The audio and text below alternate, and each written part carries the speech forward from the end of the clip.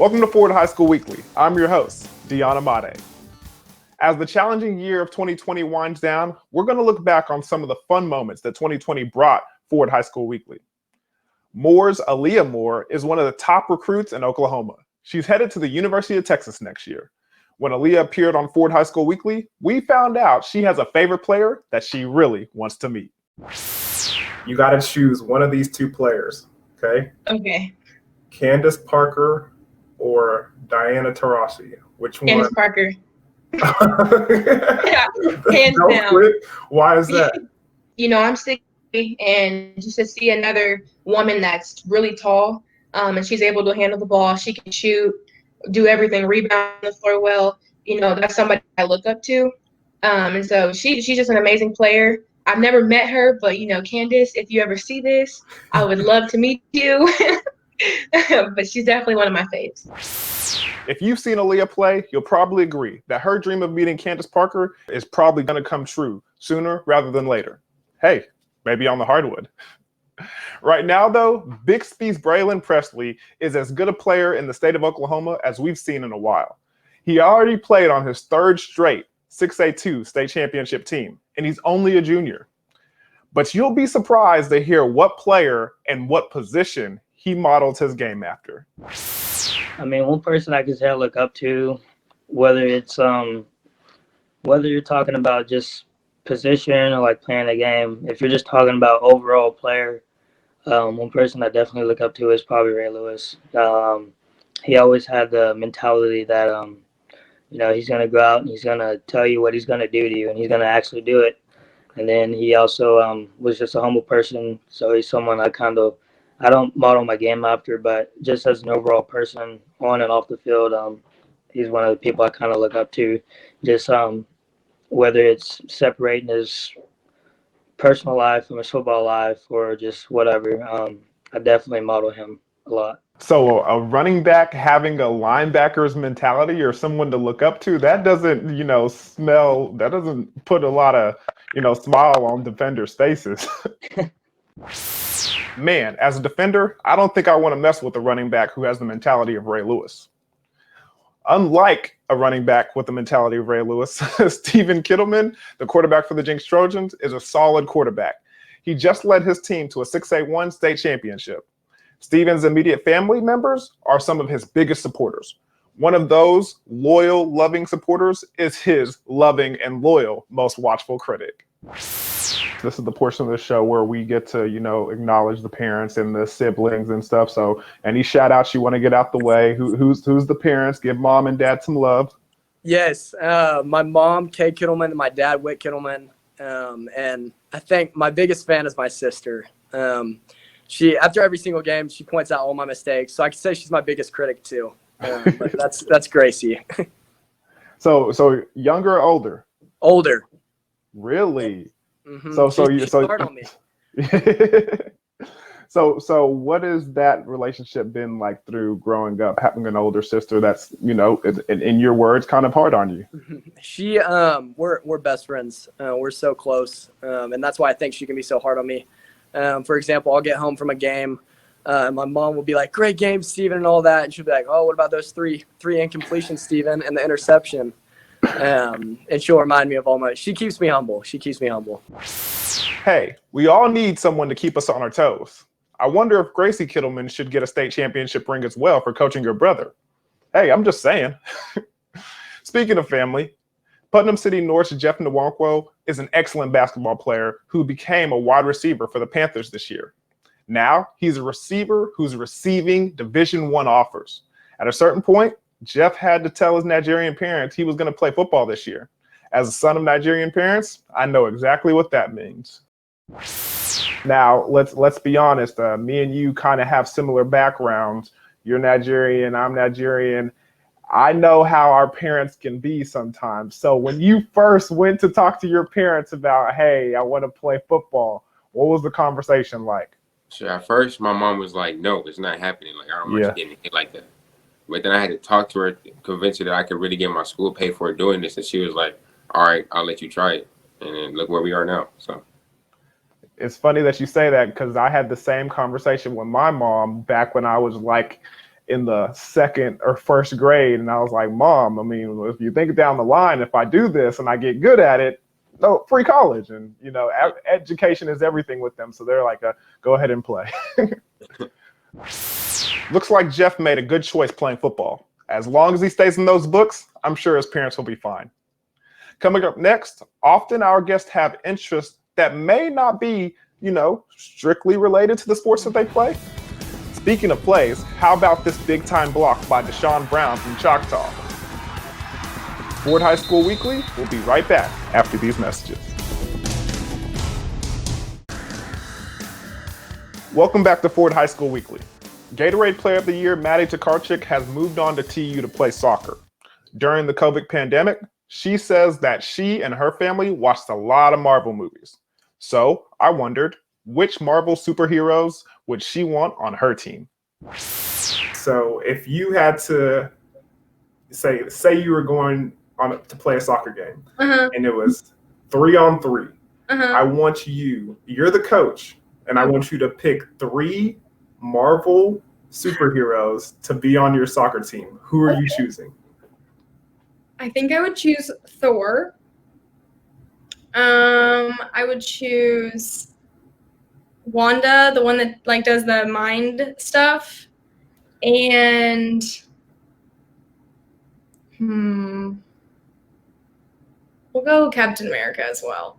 Yeah, man, you picked. I feel like Hulk would be a little bit too big. I think he would just kind of. I was thinking this. I mean, I guess if you needed a goalie, you could put Hulk over there. Yeah. And the Thor, I was thinking you were gonna pick people that were light on their feet and able to, you know, be quick on the pitch. Be pretty physical, you know. Yeah. Okay. I see. I like your mentality. Another Gatorade Player of the Year, Brennan Presley of the Big C Sartans, is playing football at Oklahoma State. He's got his own Marvel superhero picks. If I had to choose 3, not including me or including me? Not including you. Iron Man, Hulk, and is this basketball? Anything, man. Okay, Iron Man, Hulk, Iron Man, Hulk, and I don't know, not Captain America. Give me Captain America. Really? Dang, Captain America with the upset. I thought for sure you were going to go with the Black Panther on that one. Well, no, because Iron Man and Captain America Iron Man and Black Panther kind of the same people. Yeah. And like if it's 3-on-3, like Captain America got that leadership, so like anything. And then Hulk's just the dominator. So you think he's going to bring the team together? He's bringing the team together. Those are some tough, smart, physical football players by any measure. But would they measure up to the wrestling favorites of Holland Hall's Owen Ostroski and his father, TU Hall of Famer Jerry Ostroski? Back in my day, the big-time guys was The Rock and Stephen F. Austin. Stone Cold, okay? Which one are you going for? Stone Cold, definitely. Why is that? He's just like all around in the ring, out of the ring, like his acting and everything. He's just so cool. His character was awesome. Okay, all right, I feel you. All right, Big O. Now, who you going for? Ric Flair or Hulk Hogan? That's easy. 4 Horsemen, Ric Flair. Oh, really? I mean, you can't. You know the guy that talks about styling and profiling. None of this, just all this. I mean, it's funny because Owen talked about Stone Cold and his character, and like you say, it is one of the best characters ever, and some feel it is the best character ever in pro wrestling. Rick, you almost believed it. Like Rick really is that dude. Like that's how he lives, and so it's funny. And he'll tell you, he'll be the first to say, "I live that way. That's why I have about 4 wives and a bunch of problems." But no, I have to say Ric Flair over Hulk Hogan. Personally, I'm a big fan of The Rock and the Hardy Boys, but I can respect Stone Cold Steve Austin and the Nature Boy, Ric Flair. Owen Ostroski is headed to West Point with a 2020 3A state championship in his pocket. Speaking of excellence, the Booker T. Washington Gatorade Player of the Year, Bryce Thompson, is playing hoops at Kansas now. But when Bryce and his father, YurView commentator Rod Thompson, appeared on Ford High School Weekly, the conversation had to include some cool cars. If I could give you one of the two, you got to choose one of them, all right? Would you go with the Ferrari or the Lambo? You can only choose one. I think I'm going to have to go Ferrari on that one. Oh, really? Ferrari, is more elegant, more classy, more laid back for a guy like me. It kind of fits my personality, so I have to go Ferrari on that one. Well, not the butterfly doors though, with the Lambo coming up, still with the Ferrari. Yeah, I like both of them, but I think Ferrari got it. That's a big. All right, Rob, your turn. As far as cars go, I got a little bit of an inside source. So, which are you choosing? Are you going with a Cutlass or a Camaro? One of the two. You got to choose one. Well, I've been fortunate to have both. So can I pick both of them? No. Only one. I do have both, but I'm gonna go with the Camaro. I've always kind of liked the Camaro, and we have a '69 Camaro convertible that we enjoy driving. And so, but I love my Cutlass. It's one of the best driving muscle cars that you can get, of course, because the body is a little bit bigger, so it rides a lot better than the Cutlass. But I'm gonna go with the Camaro, preferably the RS SS. Like that, the hidden headlights on them right there, Deon. I give you a little knowledge right there so you'll know what to buy. I have no idea what you're talking about. Stylish rides are a cool way to get around. In football, some of your style comes from the number that you rock on your back and how good you look in that uniform. Wearing uniform number 2, Collin Shetron looked really cool running away from those Westmore defenders on that kickoff return for a touchdown. Ford High School Weekly will be coming right back after this.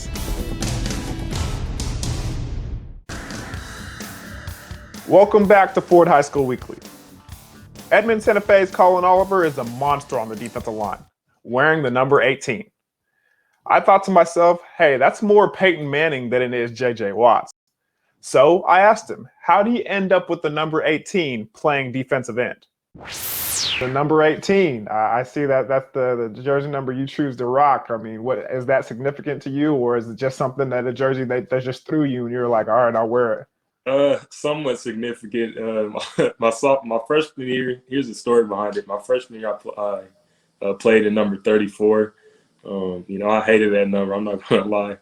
Coach just forces you on numbers freshman year. You don't get to choose. So sophomore year, I actually got to choose. I wanted 25 because that was a significant number to me and my family. It's been passed down for generations now.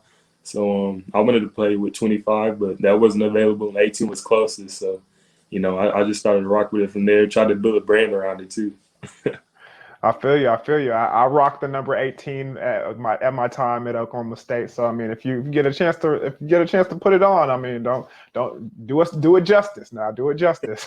For sure. I have a feeling when Collin gets to Oklahoma State, whatever number he ends up with, opposing quarterbacks will have it memorized. Over in Del City, Collin's future teammate, linebacker Donovan Stevens, rocks the number 6, another kind of a quarterback number. I'm a big guy about numbers and why, because for a lot of people don't know this, but psychologically it just means something different for football players. I mean, you can see my jerseys behind me right now. They always mean something for you. So why do you wear the number 6?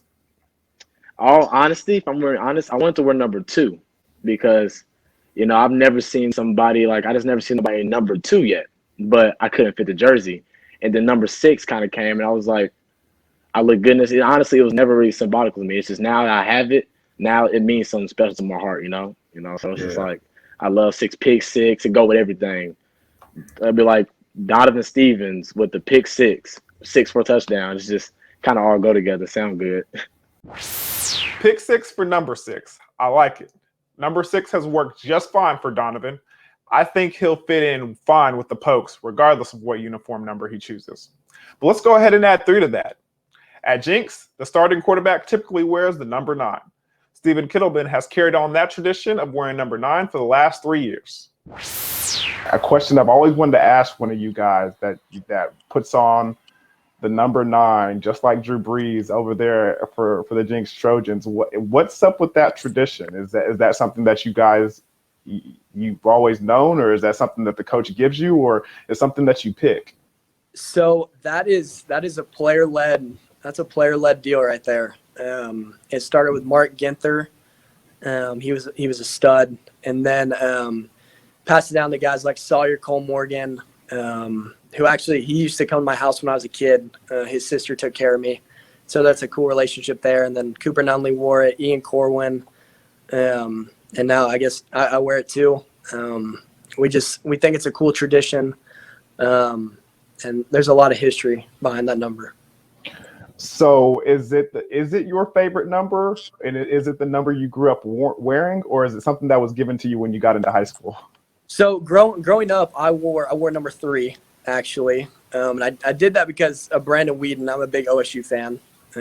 I probably should have said him earlier. For you. But that would have still made me feel old. But I wore number 3 because of Brandon Whedon. Wore that all through grade school, and then when I got into high school, my freshman year I wore number 10, sophomore year number 5, and then I finally got to wear number 9. So it's grown on me a lot. I think now it's my favorite number, definitely. Let's add his name to the list with Ginther, Cole Morgan, Nunley, and Corwin as a number 9 legend. In Beggs, star defensive back Kendal Daniels has chosen Texas A&M for his future in college football. I asked him about his favorite Beggs jersey. It all comes down to something other than numbers. When y'all are dressing up on Friday nights, when the people put out the jerseys and everything, which jerseys do you prefer to wear? Is it the white jerseys or the black ones? It was our white jerseys, but until we got new blacks, but our whites are small, so it's hard to get them on. So I'll just pick the black. Trust me, man, that stuff's going to get even harder in college. Those jerseys are so tight, man. I'm telling you right now, every time I put my jersey on, I almost had a panic attack on that thing. They're small and they're hard to get on. Kendall's right. Sometimes fit is more important than how the jersey looks. I'm telling you, sometimes the toughest play in football is just getting those jerseys over your shoulder pads. Jaden Patrick made number 5 look pretty cool when he made some nifty moves against Westmore. When Ford High School Weekly continues, we'll talk to a couple coaches with some stories to tell. Welcome back to Ford High School Weekly. Westmore's head coach, Lorenzo Williams, played college football at the University of Missouri. His entrepreneurial style led to a cool business enterprise that was pretty profitable. And it raised some eyebrows around college football. In Columbia, it's hot in the summertime like it is here. You know what I mean? It's over 100 degrees a lot. So, they don't even have 7-Elevens up there to go get you icy or nothing. You know what I mean? So I was like, well, I can make a snow cone stand and maybe I can make a little bit of money. So I was working at a car wash, and the guy told me I could put my snow cone stand in his car wash as long as I watched the car wash at the same time. So I was actually making money from the car wash and sell snow cones on the side. So it was the kind of I was double dipping a little bit, but shout out to Sam. Sam helped me out a bunch right there, you know what I mean? But it was good. He let me use all his electricity and his water. It was a crazy deal, man. We made it happen, man. I bought a snow cone machine. I learned how to make the juice for the snow cones, you know what I mean, and that kind of deal. So we opened up. I got a business license, opened up, and it went from 0 to 100 real quick, man. I started off selling a couple snow cones to people who was coming through the drive-through, you know what I mean, but it didn't cost me no money to do it, so it's fine. And then they did a news story on me, and then all of a sudden it was people lined up around the block for the snow cone. So it was good. It was a good time, man. Then I saw the city ended up shutting me down. The NCAA investigated me.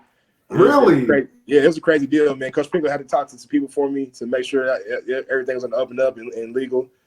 He helped me out on that deal, but they ended up shutting me down where I had to sell the stand. So what I did was I took my Pell Grant check, my $2,500 from my Pell Grant check, and bought a snow cone trailer, the machine, and the juices and all the stuff to go in there. Right.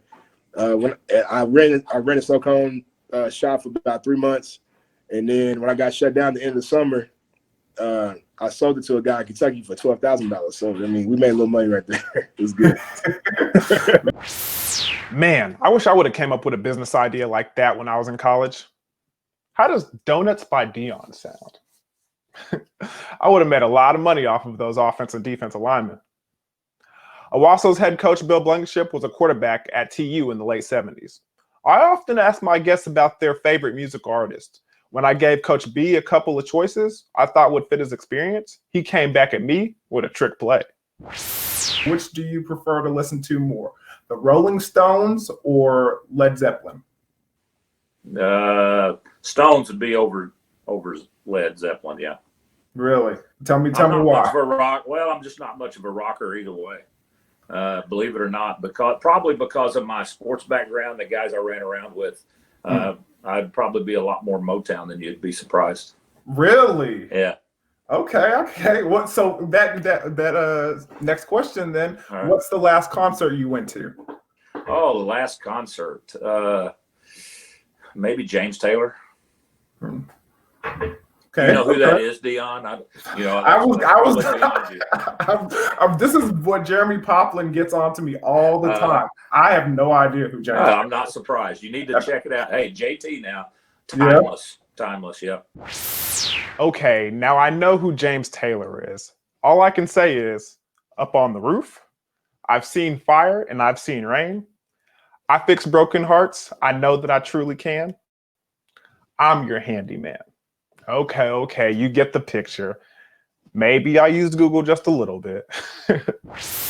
Thank you to everyone who joined us on Ford High School Weekly this year.